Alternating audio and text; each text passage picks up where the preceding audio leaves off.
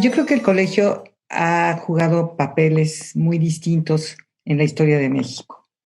No nada más ha sido una institución de referencia fundamental, una institución que tiene el orgullo de haber nacido al mismo tiempo que, o como parte de una defensa de la libertad intelectual y de la libertad académica, sino que es una institución que también ha contribuido al desarrollo del país, no únicamente a través de la formación de sus investigadores y de sus especialistas y de muchos funcionarios públicos, incluso también de muchos políticos.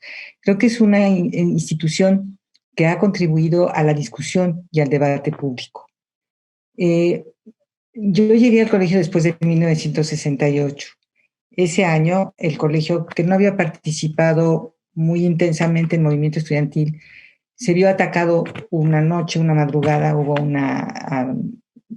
un ataque a balazos, una balacera en contra del colegio, que nunca se supo si había sido una advertencia o una provocación. Lo que sí es cierto es que lo que se puso en tela de juicio fue el papel del colegio en la vida pública mexicana.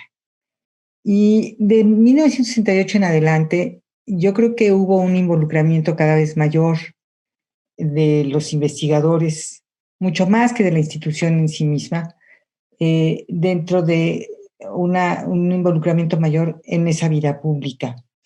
Y creo que participamos en alguna medida yo, pero sobre todo mucho más otros de mis colegas y de mis profesores, en la discusión a propósito de la transición democrática y del cambio político. Y creo que en ese sentido el colegio también ha jugado un papel importante, aun cuando no lo ha hecho como una institución. Es decir, cada uno de aquellos que han participado en estos asuntos públicos lo ha hecho de manera individual. Y esto me parece a mí que es muy rescatable y muy admirable, porque ha tenido la posibilidad de canalizar lo que es el pluralismo político de la sociedad mexicana. Y creo que eso es muy importante y nos hace al país, en cierta forma, un ejemplo y nos permite construir una historia distintiva. El colegio nunca, como institución, se ha inscrito en ninguna escuela de pensamiento, tampoco se afilia a una ideología en particular, sino que cada uno de nosotros piensa en entera libertad, dice en entera libertad y escribe en entera libertad lo que quiere hacer, lo que quiere decir, lo que piensa. Y me parece que esa es una de las enormes virtudes del colegio, la libertad intelectual que ha disfrutado y que ha sido, creo yo, modelo para otras instituciones. Un tema recurrente relacionado con este involucramiento en la vida pública es el de la relación entre el poder y el conocimiento. Y este es un tema recurrente que nos ha llevado a nosotros como investigadores, como miembros de la comunidad del Colegio de México, a muchas discusiones, a muchos debates, algunos de ellos intensos e incluso muy acalorados, pero siempre muy respetuosos. Es decir, como investigador, si uno quiere mantener la autonomía y esa libertad tan preciada para cada uno de nosotros, ¿qué tan lejos puede llegar en sus relaciones con el poder?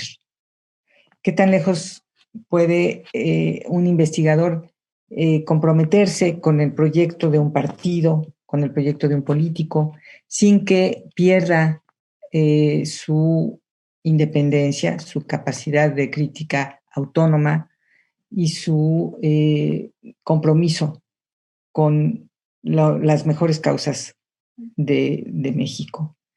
Y yo creo que es un tema que no tiene una respuesta inmediata, desde luego que no, y tampoco tiene una respuesta definitiva.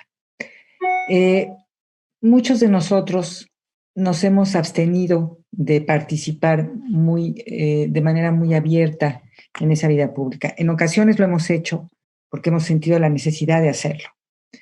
Pero en términos generales, creo que cada quien ha decidido de manera individual hasta dónde quiere llegar. Y cada quien sabe qué representa ese compromiso en términos de su profesión, de su trabajo profesional. es una preocupación entre muchos de mis colegas el hecho de que al involucrarse, al participar en la vida pública, pierdan la autonomía, la imparcialidad que se espera de nosotros. Pero también hay que decir que hay una ética de la responsabilidad que tenemos que asumir los investigadores y los académicos, porque no necesariamente somos políticos, ni queremos serlo. No necesariamente tenemos unas causas políticas inmediatas. Quizá tenemos causas políticas abstractas. Me choca un poco decir que son causas universales, pero hablamos en términos de proyectos de más largo plazo que el inmediatismo que puede significar un partido político en el poder o un gobierno determinado. Yo veo y he experimentado, he visto cómo muchos de mis colegas han cedido a esa tentación para después, yo creo, la mayor parte de ellos se arrepienten y regresan a la academia, que sí es un medio mucho más protegido, debo admitir. Quizá los que no nos involucramos de manera tan intensa ni tan decidida, determinada en esa vida pública, no lo hacemos precisamente porque no queremos estar tan a la intemperie como quedamos si pasamos a ese medio. Pero a mí me parece que el colegio ha jugado ese papel y ha ayudado a determinar, a definir el perfil que puede tener un académico que participa en la vida pública, que tiene posiciones críticas y que no necesariamente está comprometido con el poder y por consiguiente no necesariamente ha cedido a la concupiscencia del poder. ¿Qué es lo que les gusta a los académicos? ¿Por qué quieren participar? Yo no creo que sea una cuestión de dinero. No creo que les interese ganar más ni vivir mejor. Yo creo que lo que importa a un académico, que es además, me parece a mí una expresión, una manifestación de una soberbia infinita, lo que le gusta al académico es influir. La influencia le interesa mucho más que el dinero. Tener la posibilidad de modificarle el cerebro, las ideas al poderoso, es realmente un poder en sí mismo enorme. Y yo creo que eso es lo que ha resultado más tentador para los académicos y los investigadores del Colegio de México. Algunos de ellos jugaron un papel muy importante en las discusiones a propósito de la reforma política durante mucho tiempo. Mi profesor Rafael Segovia lo hizo, desde luego. Fue un hombre que era atendido con mucha atención por parte de partidos políticos y de políticos y de funcionarios, pero no es el único. En términos de política exterior, por ejemplo, el Centro de Estudios Internacionales ha tenido un papel muy importante en el diseño de esa política exterior y en la formación de muchos funcionarios. Ahora, este no es una traición a la institución ni a su vocación. El Centro de Estudios Internacionales fue creado por decreto presidencial firmado por el presidente Adolfo López Mateos para formar funcionarios para el servicio público. Y lo ha hecho y yo creo que muy bien, estamos muy orgullosos de los egresados que están en la función pública, ya sea en el servicio exterior o en otras ramas del gobierno federal y del gobierno local y estatal. Y yo creo que en ese sentido también ha tenido un papel importante y ha cumplido con responsabilidad con una función que existe en todas partes del mundo. En todas partes del mundo hay escuelas de cuadros y el colegio lo ha hecho también, no solamente el Centro de Estudios Internacionales, por la naturaleza de sus estudios, de los trabajos de análisis político y de análisis de política internacional, es más obvio que sea el Centro de Estudios Internacionales, pero otros centros, el Centro de Estudios Sociológicos, el Centro de Estudios Históricos incluso, el Centro de Estudios Económicos, han también desempeñado un papel importante en la vida pública mexicana. Ahora bien, ¿qué tanto compromete a la institución la postura de cada uno de sus investigadores? Esa es una gran pregunta. Y es una pregunta para la que yo no tengo ninguna respuesta. Yo creo que si bien todos portamos la etiqueta Colegio de México, eso no quiere decir que el Colegio de México tenga una sola posición. Muchas veces nos dicen, ¿qué piensa el colegio? Bueno, en el colegio somos 180 personas, por lo menos sin contar los estudiantes. Los podemos contar a los estudiantes y entonces sí, el número crece de manera muy importante. El Colegio de México no piensa, el Colegio de México acoge, estimula en todo caso el pensamiento, pero el edificio desde luego no piensa nada. Es un edificio masivo como el que tenemos, poca agilidad tiene de pensamiento. Yo diría que ha sido un espacio de reflexión en donde hemos aprendido a pensar, hemos aprendido a argumentar en libertad y hemos aprendido a mirar a la realidad política, sociológica, económica del país con mucha seriedad y con mucha con el compromiso para que las cosas sean mejor. Y prefiero plantearlo en esos términos que en términos de un determinado partido, porque no es cierto que el Colegio de México forme parte de un determinado partido. Cuando así ha sido, se ha cometido un grave error, porque se ha negado la pluralidad que es la riqueza de la institución. Y yo creo que si queremos seguir trabajando por México y aportando a México ideas, conocimiento, me parece muy importante que conservemos, que preservemos y que protejamos esa pluralidad y esa libertad, que es un tesoro que no necesariamente han podido guardar otras sociedades ni otras instituciones. Ha habido otras instituciones en México que, siendo muy importantes y muy grandes, se han visto sometidas a un pensamiento único y el costo que han pagado ha sido altísimo. No nada más esas instituciones, sino quienes estudiaban en ellas o quienes enseñaban en ellas. Y ese costo es en el fondo, es la ignorancia y es la falta de reflexión y son las respuestas viscerales y es la pasión que sustituye a la reflexión. Y creo que eso le cuesta al país, no nada más le cuesta a la institución. El Colegio de México es una institución en ese sentido que nos ha dado un espacio, nos ha enseñado muchas cosas, pero sobre todo nos ha,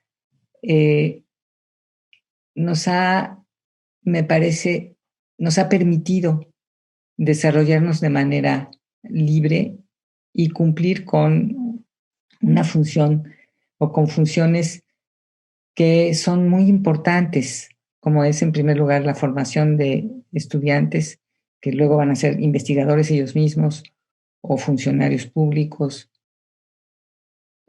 o políticos. Y yo creo que también el colegio enseña y permite desarrollar una ética de la responsabilidad, que es aquella de la que hablaba Max Weber. No en balde, cuando entré yo al Colegio de México, una de las primeras lecturas que me dieron, que fue precisamente Rafael Segovia quien me la dio, fue El político y el científico. Y es justamente la distinción entre el conocimiento y la función pública. No únicamente Segovia, Mario Ojeda también jugó muy importante su papel en el desarrollo de los estudios sobre migración de mexicanos a Estados Unidos, sobre migración en Centroamérica y de centroamericanos a México, y fueron abriendo brecha y identificando cuáles son los temas importantes para el país, dónde hay que tomar decisiones que pueden tener consecuencias de largo plazo, que nos comprometan en una determinada dirección, que tengan consecuencias previsibles o imprevisibles, que ojalá no sean tan costosas. Y entre los colegas, pues desde luego está Bernardo Sepúlveda, Olga Pellicer, les llamo colegas cuando fueron mis maestros, pero ellos me ayudaron a formarme y me siento muy orgullosa de poder llamarlos colegas. Pero yo también nombraría a Luis Medina, que jugó un papel importante en la educación pública mexicana y en la reforma política.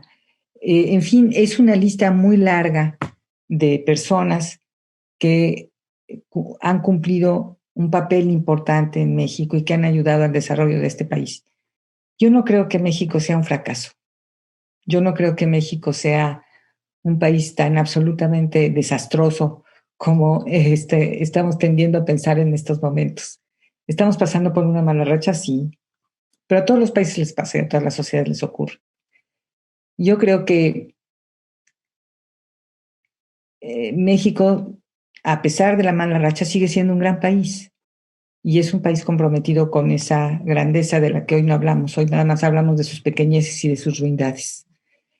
Y me parece a mí que el colegio es un espacio que nos permite mirar al futuro con un poco más de optimismo del que nos permite la realidad inmediata que estamos viviendo hoy en el año 2020, en el mes de julio, en el último día del mes de julio.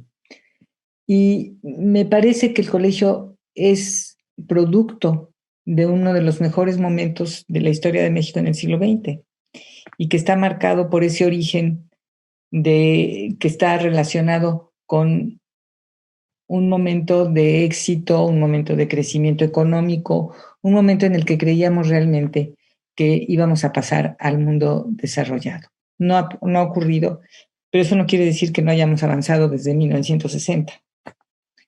Y el colegio debe verse como una institución que es un indicador, un indicativo de los cambios que ha experimentado el país, de los cambios positivos que ha experimentado el país en ese tiempo, que son muchos y que hay que reconocer, hay que valorar, hay que aquilatar para reconocer nuestro propio valor.